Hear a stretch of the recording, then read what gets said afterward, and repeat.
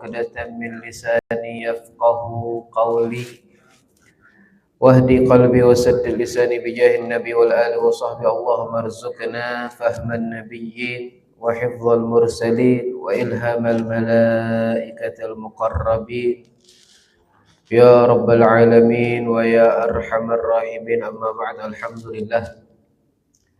الحمد لله رب العالمين. الحمد لله الذي أحيانا بعدما أماتنا وإليه النشور. Segala puji syukur kita kepada Allah Subhanahu wa Ta'ala atas segala limpahan karunia nikmat dari Allah, terutama nikmat iman, Islam, nikmat taufik hidayah, nikmat sehat, nikmat afiat, nikmat kita masih dipanjangkan umur oleh Allah Subhanahu wa Ta'ala, dibangunkan oleh Allah dari tidur kita semua, menunaikan kewajiban kita kepada Allah, salat subuh berjamaah, kemudian kita lanjutkan i'tikaf kita di dalam masjid dengan duduk di dalam majelis ilmu. Mudah-mudahan apa yang kita lakukan pada saat ini mendapatkan keridhaan daripada Allah Subhanahu wa Ta'ala, menjadi penyebab dosa-dosa kita diampuni oleh Allah, hajat kita dikabulkan oleh Allah, doa kita diijabah oleh Allah, dan insya Allah umur kita semua ditutup dalam keadaan husnul khatimah. Amin ya rabbal alamin. Salawat beriringan dengan salam tak lupa kita hadiahkan, kita sampaikan kepada junjungan kita, suri tauladan kita, panutan kita, Nabi besar Muhammad sallallahu alaihi wasallam.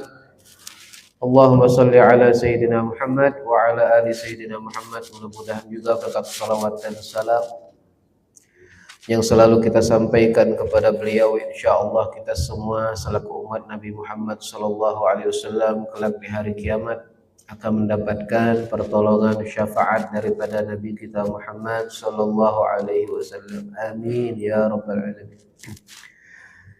Bapak Ibu hadirin hadirat jemaah Masjid Nadhirul Iman, jemaah salat subuh yang dimuliakan oleh Allah, alhamdulillah kembali bersama-sama kita dikumpulkan oleh Allah Subhanahu wa Ta'ala setelah beberapa pekan lalu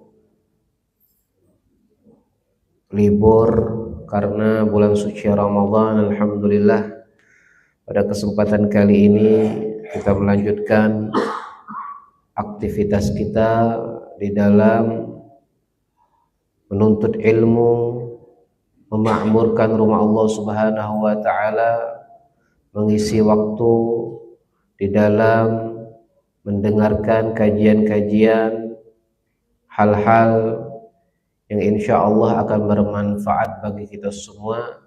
Tapi sebelumnya Bapak Ibu yang dimuliakan oleh Allah, berkaitan dengan hari Lebaran, saya secara pribadi mengucapkan kepada Bapak Ibu sekalian, faizin wal faizin wal maqbulin. Mudah-mudahan apa yang kita tunaikan daripada amal ibadah di bulan suci Ramadan meninggalkan bekas yang baik, meninggalkan buah-buah yang baik di hadapan Allah Subhanahu wa Ta'ala, sehingga kita semua tidak keluar dari bulan kemarin, bulan suci Ramadan, kecuali kita mendapatkan predikat ketakwaan di sisi Allah Subhanahu wa Ta'ala. Amin ya rabbal alamin. Bapak Ibu yang dimuliakan oleh Allah, di dalam hadis Rasulullah sallallahu alaihi wasallam beliau mengatakan as-salawatul khamsi wal jumu'ah ilal jumu'ah wa ramadhan ila ramadhan mukaffiratun lima bainahunna majtunibatil kabair. Rasulullah sallallahu alaihi wasallam bersabda di dalam hadis yang sahih, salat 5 waktu menuju kepada salat 5 waktu, dan salat Jumat menuju kepada salat Jumat, dan bulan Ramadan menuju kepada bulan Ramadan, di antara mereka semua ada pengampunan dosa dari Allah Subhanahu wa taala selagi kita menjauhi dosa-dosa besar. Jadi Allah taala, Bapak Ibu yang dimuliakan oleh Allah, ada pengampunan skala harian. Allah juga ada pengampunan skala mingguan. Dan juga Allah Ta'ala ada pengampunan dosa skala tahunan.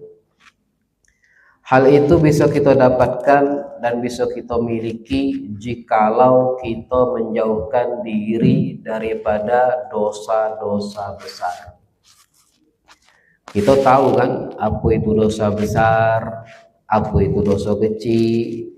Kalau dosa besar yang sudah jelas-jelas, yang sudah termaktub di dalam Al-Quran, yang ganjaran dosanya besar di hadapan Allah Subhanahu wa taala, di antara yang paling besar daripada dosa-dosa besar yaitu syirik kepada Allah Subhanahu wa taala, wa uququl walidain, dan durhaka kepada kedua orang tua. Jadi banyak Bapak Ibu yang dimuliakan oleh Allah, dosa besar dan dosa kecil. Maka kita harus cari tahu apa baik dosa besar dan apa baik dosa-dosa kecil. Jadi bisa kita hindari agar kita tidak jatuh kepada dosa-dosa yang besar. Kalau kita jatuh Bapak Ibu, maka kita tidak mendapatkan ampunan daripada Allah skala mingguan, harian ataupun tahunan.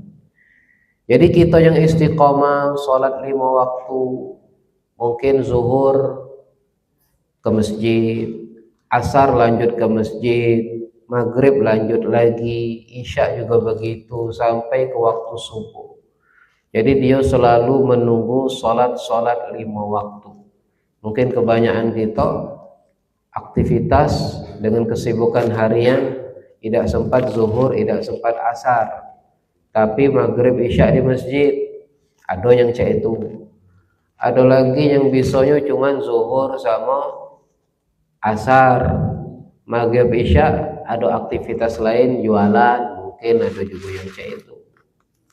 Ada juga yang bisanya cuman maghrib isya subuh dak baca lah pergi ke pasar. Kadang kan ada orang pergi ke pasar itu, kalau kita galak lewat di pasar apa namanya yang besar tuh, satelit apa, Impres, mambu. Itu jam 2 pagi ladung jualan. Jam 2 pagi. Ada yang jam 1, jam 2 pagi, jam 3, ada yang jualan itu. Jadi tidak sempat pergi ke masjid pun, kalau sempat alhamdulillah, berarti menyempatkan dirinya untuk hadir pergi ke masjid sholat berjamaah. Jadi macam-macam Bapak Ibu yang dimuliakan oleh Allah keadaan manusia ini. Selagi bisa istiqomah di dalam sholat 5 waktu, maka itu sebagai pengampunan dosa di sela-selanya. Seandainya kita berbuat dosa, maka dosa tersebut diampuni oleh Allah Subhanahu wa taala. Pernah dikisahkan Bapak Ibu, suatu ketika di zaman Nabi besar Muhammad sallallahu alaihi wasallam ada salah seorang sahabat yang tidak terlalu populer namanya, ingin mengadu kepada Nabi Muhammad sallallahu alaihi wasallam perihal dosanya. Dulu tuh Bapak Ibu, kalau ada Nabi Muhammad sallallahu alaihi wasallam, itu para sahabat itu banyak mengadukan perbuatan-perbuatan mereka, dosa-dosa mereka kepada Nabi Muhammad sallallahu alaihi wasallam. Karena Nabi Muhammad itu sifat beliau, kalau ada daripada para sahabat, daripada umat beliau yang melakukan dosa, itu Nabi Muhammad langsung minta ampun kepada Allah Subhanahu wa taala untuk mereka. Nah kita kan tak kata lagi Bapak Ibu, Nabi kan tak ada kata, lah lewat masa beliau, lah 1400 tahun yang lalu. Kalau ada Nabi sekarang lemah, kita pacak datang sowan, wahai Nabi, aku ini cek ini tolong, mintakan ampun kepada Allah agar Allah ngampuni dosa-dosaku. Lemah cek itu Bapak Ibu. Kalau Nabi lah sudah ngangkat tangan minta sama Allah, ya Allah ampuni fulan, pasti diampuni oleh Allah Subhanahu wa taala. Di zaman dulu sahabat demikian Bapak Ibu. Walau annahum idzalamu anfusahum ja'uka, mereka para sahabat Nabi Muhammad sallallahu alaihi wasallam jika mereka berbuat zalim, berbuat dosa, ja'uka, mereka mendatangi Nabi Muhammad sallallahu alaihi wasallam. Mereka minta ampun kepada Allah. Kemudian Rasulullah sallallahu alaihi wasallam minta kepada Allah agar dosa mereka diampuni oleh Allah Subhanahu wa taala. Jadi dulu ada sahabat berbuat dosa. Ia menyangka bahwasannya dosa itu dosa besar, Bapak Ibu. Dosa besar. Akhirnya pengen melapor kepada Nabi Muhammad sallallahu alaihi wasallam. Di pertengahan jalan ada gangguan. Ada gangguan jalan.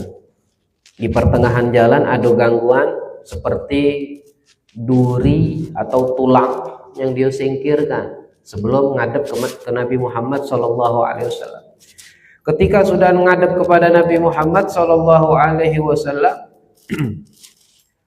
lalu dia mengikuti Nabi Muhammad sallallahu alaihi wasallam salat. Dia mengikuti Nabi Muhammad salat berjamaah.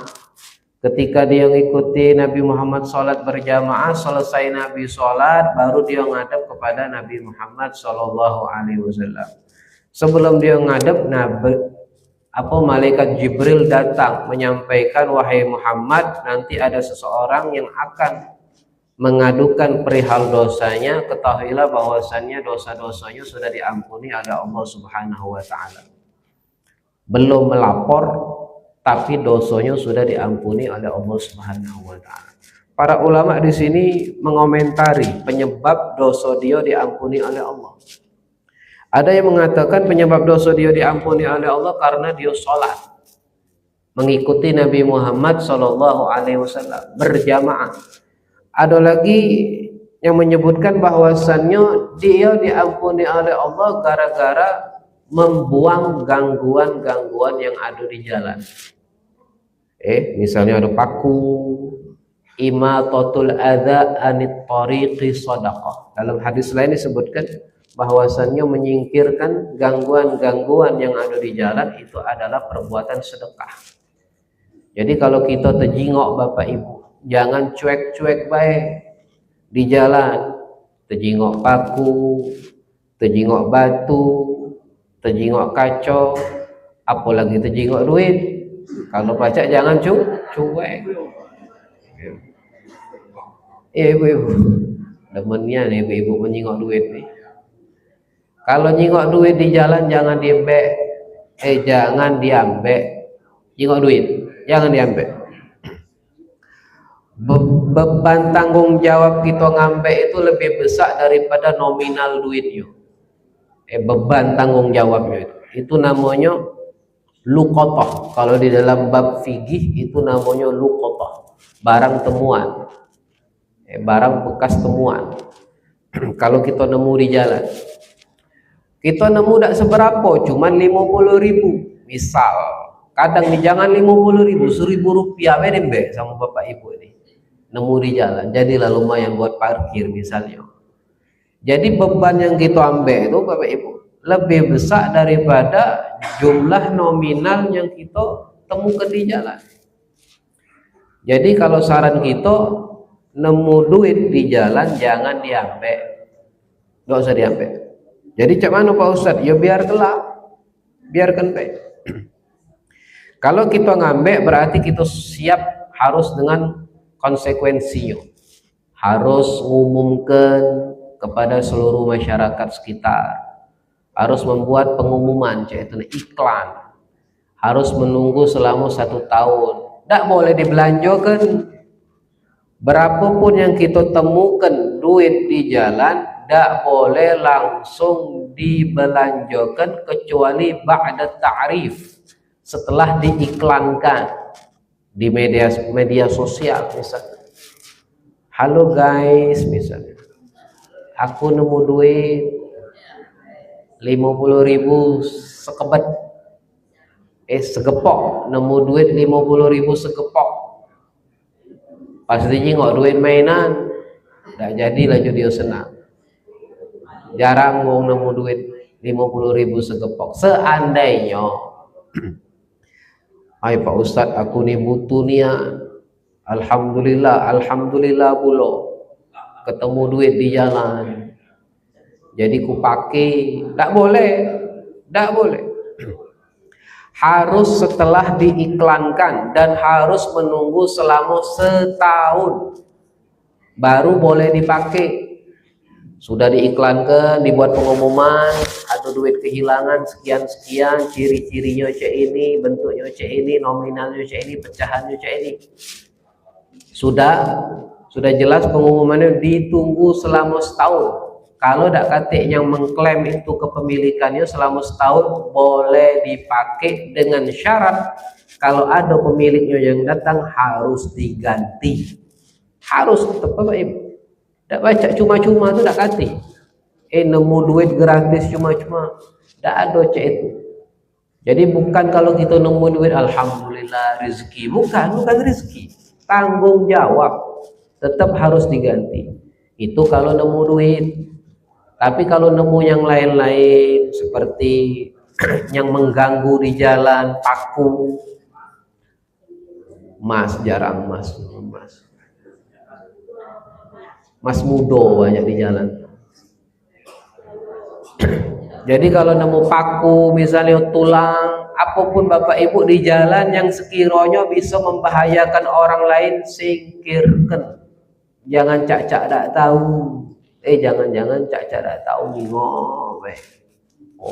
Kadang mau sampai tergelincir, jatuh, pecapan segala macam. Jadi para ulama menyebutkan salah satu penyebab dosa dia diampuni oleh Allah gara-gara dia menghilangkan gangguan di jalan. Menghilangkan gangguan di jalan bisa mendapatkan ampunan dosa daripada Allah Subhanahu wa taala. Sebaliknya, yang mendatangkan gangguan di jalan itu bisa mendatangkan murka daripada Allah Subhanahu wa taala. Nganggu wong jalan. Jadi jangan main-main Bapak Ibu yang dimuliakan oleh Allah tentang masalah gangguan-gangguan yang ada di jalan. Misalnya kita ganggu wong jalan. Kalau kita banyak kejadian di di kota kita Lubuk Linggau ini, biasanya kalau acara-acara kadang kita negak taruh nutup jalan umum, kadang sampai membuat orang terganggu. Misalkan ini misal itu salah satunya. Kalau ada orang terganggu dengan perbuatan kita Bapak Ibu, maka tidak boleh aja. Kalau nak negak taruh ya sekiranya sewajarnya baik. Jangan sampai nutupi jalan.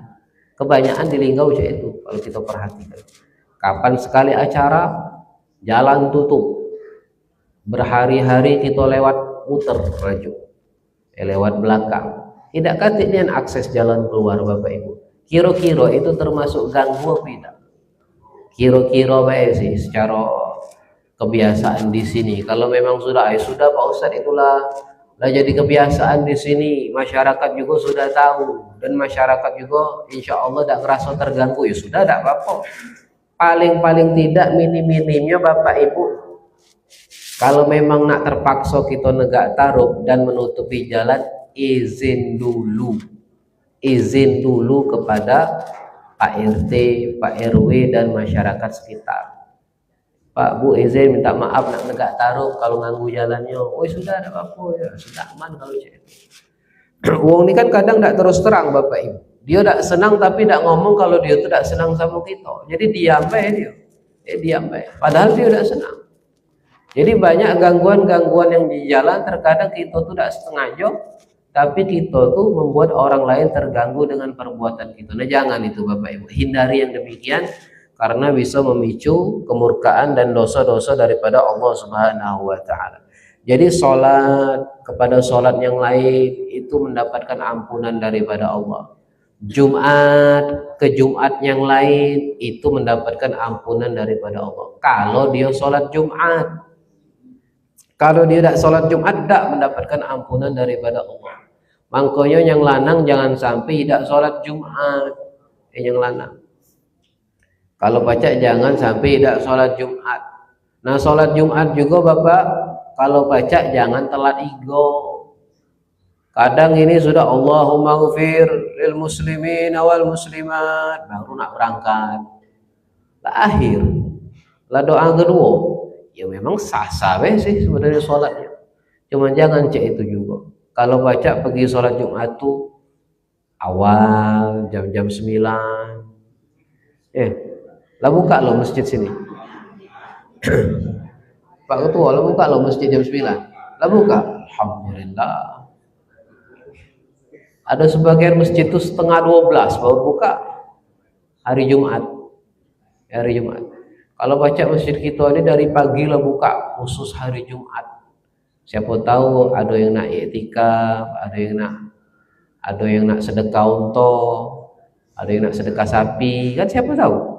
Kan kata Nabi, siapa yang pergi jam pertama pakaian nama akhraja badanatan, seperti dia itu sedekah mengeluarkan seekor onta. Kalau jam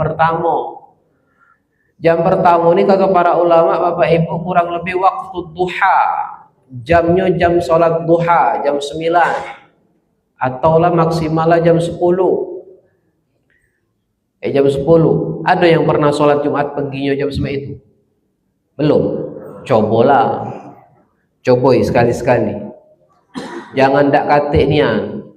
Jadi minimal dalam buku catatan kita tuh kagak ada daftarnya fulan bin fulan pergi sholat Jumat jam 9 dapat pahala seperti wong yang sedekah seekor onta. Ada catatannya, lemak Bapak Ibu. Kagak kalau kita nyingok kagak di hari kiamat. Ada catatannya, lemak. Jadi jangan sampai kosongnya. Jangan fulan bin fulan pergi sholat Jumat, pas khotib lah baca doa, telat pula, pas khutbah tidur. Nah, banyak catatan jeleknya lah juga kayak di malaikat.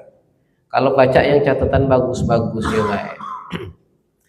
Kalau baca pernah kita sekali, walaupun sekali Bapak Ibu hadir ke masjid sholat Jumat jam 9 waktu yang pertama. Pak Ustadz pernah ada? Alhamdulillah pernah sesekali. Pernah sesekali, tapi kalau di sini belum pernah. Waktu sekolah dulu pernah. Karena kita termotivasi sama yang lain. Kalau di Yaman waktu itu Bapak Ibu, mereka tuh bahkan ada yang dari Dem Subuh. Dari Dem Subuh lah di masjid. Lah Dem Subuh tuh di masjid sampailah para anak masuk waktu sholat Jumat. Tidak keluar-keluar mereka dari masjid. Dari Dem Subuh jam 6, jam 7 berebut. Mereka nak mengisi saf yang pertama. Jadi fadilah Jumat itu ada pengampunan dosa selagi kita terus istiqomah di dalam sholat Jumat. Begitu juga yang terakhir, wa Ramadan ila Ramadan, skala pengampunan tahunan. Kalau yang mingguan tidak dapat, harian tidak dapat, maka ada skala pengampunan daripada Allah tahunan. Dari Ramadan menuju kepada Ramadan yang lain.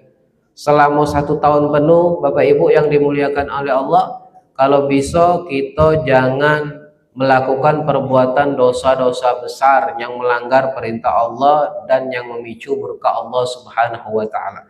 Kalau bisa kita hindarkan, seandainya mudah-mudahan kita dipanjangkan umur oleh Allah Subhanahu wa taala, bisa ketemu Ramadan tahun depan. Amin. Udah galak ketemu lagi Bapak Ibu. Lama lah kamu nak puasa nih. Ketemu Ramadan tahun depan. Amin. Galak galu. Aku tidak senang dengan Ramadan nih. Ketemu Ramadan tahun depan.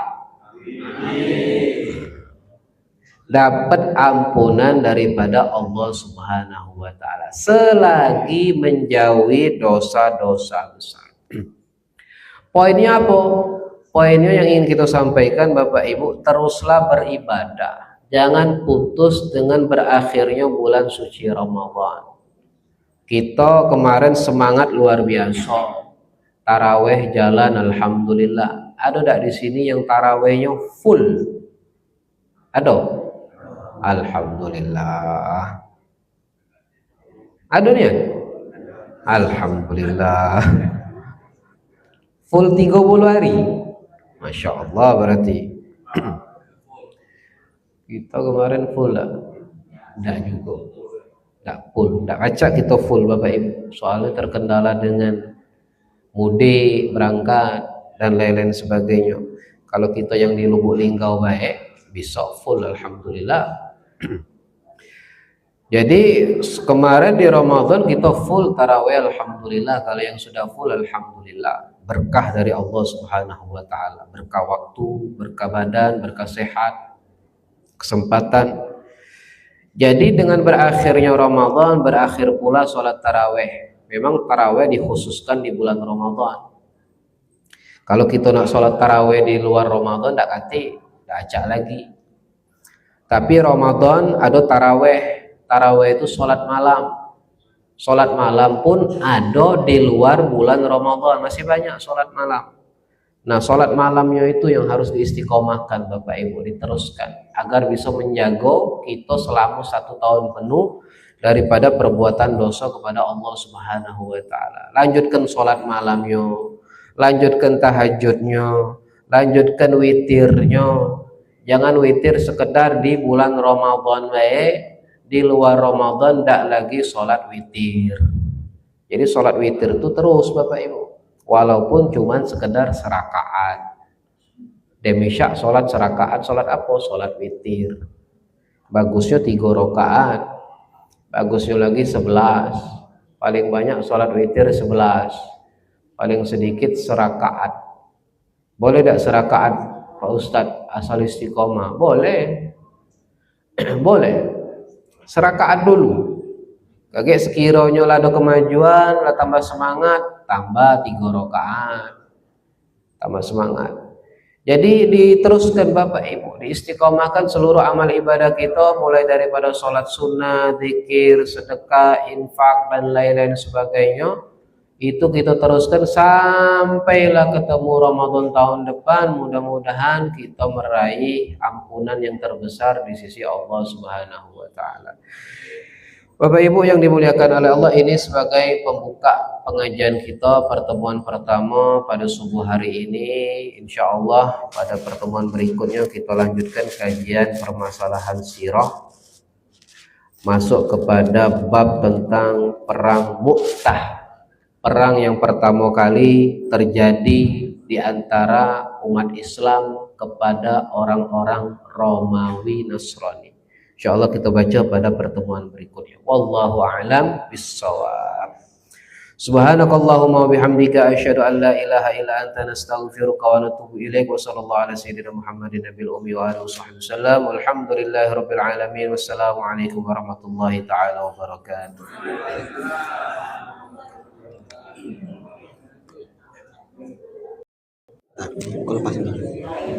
Halo Pak Haji, apa kabar? Kapan balik Pak Haji? Orang dah merindukan. Ibu-ibu lah rindu sama Pak Haji.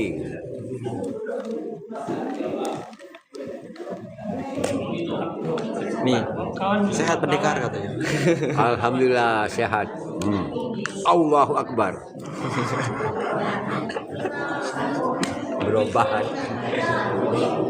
3 kali meledak rudal malam Jumat ge.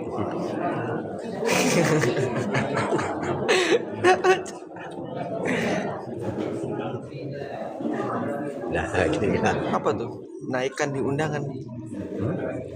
Awalnya.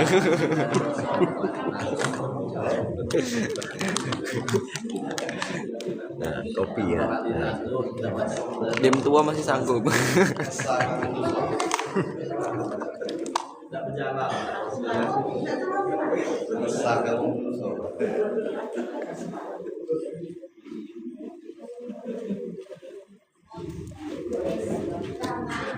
Mampir Pak.